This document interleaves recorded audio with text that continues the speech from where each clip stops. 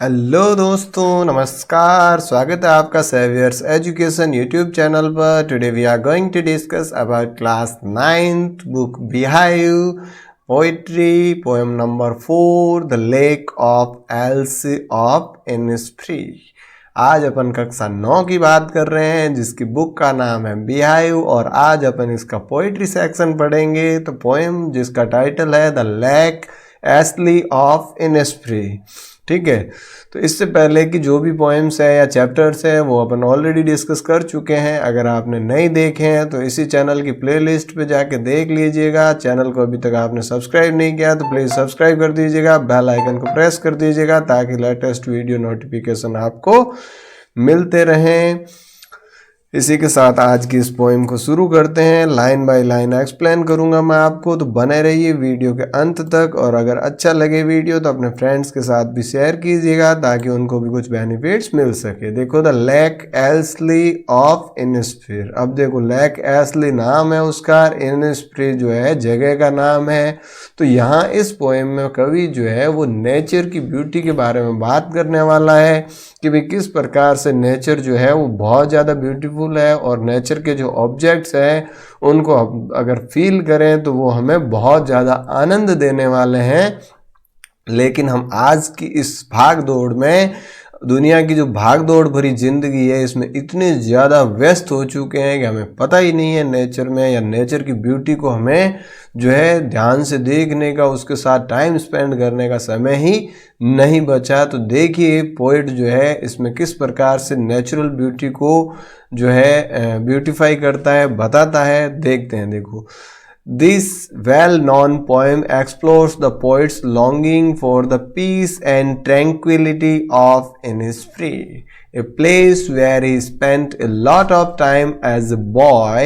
This poem is a lyric. अब ये poem जो है ये एक लिरिक है। लिरिक का मतलब जिसको गाया जा सके, और पोइट का नाम है Y.B. यीट्स यानी विलियम बटलर यीट्स। इन्होंने इस पोएम को लिखा है। तो देखिए यहाँ पर जो है कवि की ये इच्छा है कि भाई वो जो है एक बहुत ही शांत और नेचुरल ब्यूटी से सराउंडिंग स्थान जो है इनिस्फ्री, वहाँ जाना चाहता है जहाँ की एक बालक के रूप में वो वहाँ रहे थे लंबे समय तक। जो है इस जगह वहाँ पर उन्होंने अपना बाल्य अवस्था स्पेंड की थी और आज भी वो वहीं जाकर अपना जो है जीवन बिताना चाह रहे हैं, वहाँ शांति से अपना रहना चाह रहे हैं। तो देखो क्या किस तरह की फीलिंग है। I'll rise and go now. I'll arise. अब अराइज का मतलब क्या होता है? गेट अप, उठना। भाई मैं अब उठूंगा, जागूंगा। एंड गो नाउ, और अभी जाऊंगा। एंड गो टू इनिस्फ्री, और कहाँ जाऊंगा? इनिस्फ्री नाम का जो जगह है वहां पर जाऊंगा। And A small cabin build their, और वहां जाकर क्या करूंगा? स्मॉल कैबिन यानी एक छोटा सा घर, बिल्ड देयर बनाऊंगा वहां पर, ऑफ क्ले एंड वेटल्स मेड, जो कि क्ले और वेटल्स मेड का बना होगा। क्ले का मतलब क्या होता है? मिट्टी। एंड वेटल मेड यानी कि जो फेंसेस, बाड़बंदी कराने के काम जो आने वाली चीजें हैं उनसे जो है मैं अपना एक घर बनाऊंगा। और क्या करूंगा? देखो, 9 bean rows will I have there.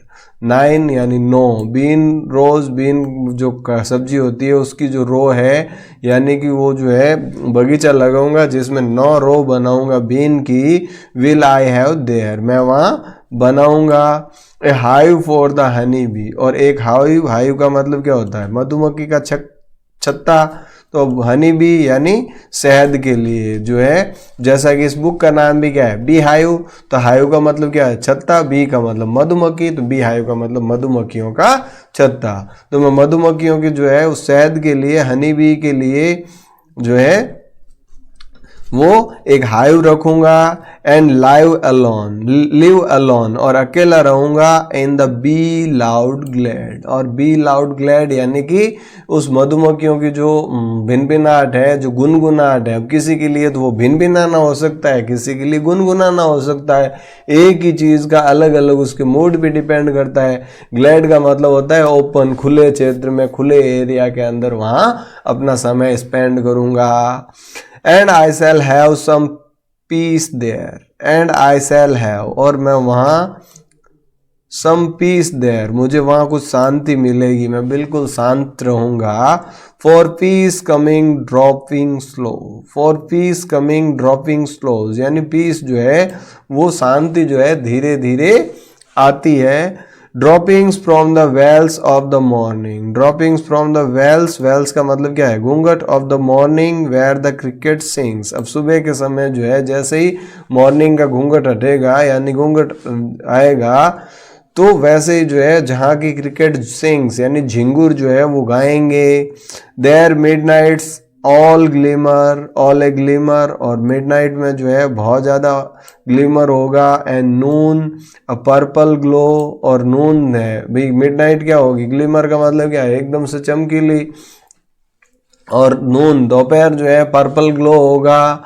And evening full of lenient swing, और शाम के समय जो लिनेंट है उसकी पंखों से भर जाएगा, यानी कि जो एक बर्ड है ग्रे कलर का ब्राउन कलर का जो लिनेंट, वो जो है आसमान में उड़ेंगे। तो शाम के समय आप देखते ही हो कि भाई गगन में आसमान में जो है पक्षी उड़ते हैं। तो ये सारी कवि की जो कल्पनाएं है कि भाई वहाँ जा के क्या क्या करूँगा मैं। I'll arise and go now, अब मैं जागूंगा उठूंगा एंड जाऊंगा। For always day and night, अब ऑलवेज डे एंड नाइट का मतलब क्या है, हमेशा के लिए, दिन रात वहीं रहूंगा यानी हमेशा के लिए जाऊंगा। I hear the lake water, और मैं जो है वहाँ लेक का जो पानी है, झील का जो पानी है उसको सुनूंगा।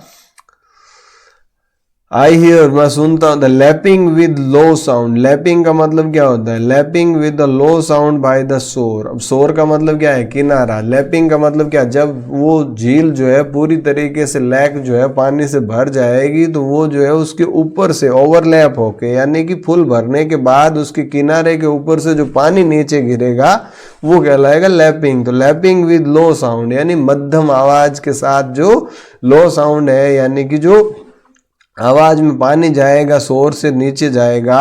While I stand on the road वे, जबकि मैं क्या करूँगा, वो पानी तो वहाँ शोर से नीचे जाएगा, मैं वहाँ रोड वे रास्ते पे खड़ा रहूँगा। और द पेवमेंट ग्रे, यानी कि जो पगडंडी है उस पे या सड़क पे जो है खड़ा रहूँगा। एंड आई हियर इट, और मैं इसको सुनता हूँ। In the deep hearts core, और अपने इस डीप हार्ट कोर का मतलब क्या है, हृदय की गहराइयों से। अपन कहते हैं ना मैं दिल से आपका आभारी हूँ, या हृदय की गहराइयों से। तो ये चीज़ यहाँ है कि भाई मैं इस चीज़ को सुनूंगा, इसको फील करूंगा, हृदय की गहराइयों से इसको फील करूंगा। तो इस पोएम में पोइट ने जो है उसका नेचर के प्रति जो लव है उसको इस पोएम के माध्यम से बताया है कि भाई किस प्रकार से वो एक शांत और पीसफुल जो इनिस्फ्री की ब्यूटी है वो भी यहाँ बताने का प्रयास किया है कि किस तरीके से वहाँ बिल्कुल शांति है, और जो लेक है वो उसका जो साउंड है, ये सारी चीज़ें बताने का प्रयास किया है। तो जहाँ भी जब भी हमें भी अगर मौका मिले तो इस प्रकार की जो ब्यूटी नेचुरल ब्यूटी है उसको फील करने का प्रयास करें, उसको महसूस करें, अपना टाइम स्पेंड करें नेचर के साथ, ताकि आपको भी बहुत कुछ सीखने को मिले। तो आई होप आपको ये जो पोएम है ये समझ में आ गई होगी, इसके अंदर का जो मीनिंग है, जो मॉरल मैसेज है वो भी आपको समझ में आ गया होगा। इसी के साथ आज की इस पोएम को यहीं विराम देते हैं, मिलते हैं अगली पोएम के साथ अगले वीडियो में। तब तक के लिए थैंक यू, जय हिंद, जय भारत।